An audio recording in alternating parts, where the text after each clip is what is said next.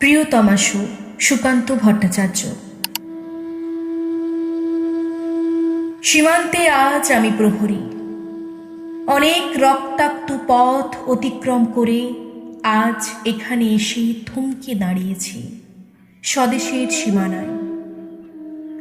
ধূসর তিউনিসিয়া থেকে স্নিগ্ধ ইতালি থেকে ছুটে গেছে বিপ্লবী ফ্রান্সে, নক্ষত্র নিয়ন্ত্রিত নিয়তির মতো দুর্নিবার অপরাহত রাইফেল হাতে ফ্রান্স থেকে প্রতিবেশী বার্মাতেও। আজ দেহে আমার সৈনিকের কড়া পোশাক, হাতে এখনো দুর্জয় রাইফেল, রক্তে রক্তে তরঙ্গিত জয়ের আর শক্তির দুর্বহ দম্ভ। আজ এখন সীমান্তের প্রহরী আমি। আজ কিন্তু নীল আকাশ আমাকে পাঠিয়েছে আমন্ত্রণ, স্বদেশের হাওয়া বয়ে এনেছে অনুরোধ, চোখের সামনে খুলে ধরেছে সবুজ চিঠি। কিছুতেই বুঝি না কি করে এড়াবো তাকে, কি করে এড়াবো এই সৈনিকের কড়া পোশাক। যুদ্ধ শেষ, মাঠে মাঠে প্রসারিত শান্তি, চোখে এসে লাগছে তারই শীতল হাওয়া। প্রতি মুহূর্তে স্লথ হয়ে আসে হাতের রাইফেল, গা থেকে খসে পড়তে চাই এই কড়া পোশাক। রাত্রে চাঁদ ওঠে, আমার চোখে ঘুম নেই।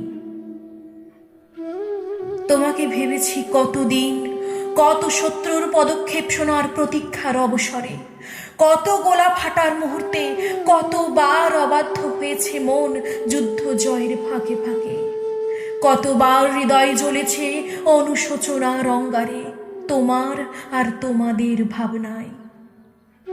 তোমাকে ফেলে এসেছি দারিদ্র্যের মধ্যে, ছুঁড়ে দিয়েছি দুর্ভিক্ষের আগুনে, ঝড়ে আর বন্যায়, মারে আর মরকের দুঃসহ আঘাতে।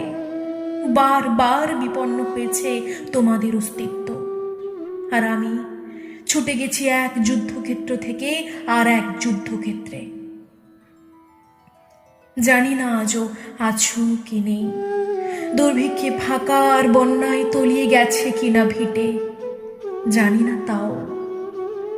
তবুও লিখছি তোমাকে আজ, লিখছি আত্মম্ভর আশায়। ঘরে ফেরার সময় এসে গেছে, জানি আমার জন্য কেউ প্রতীক্ষা করে নেই।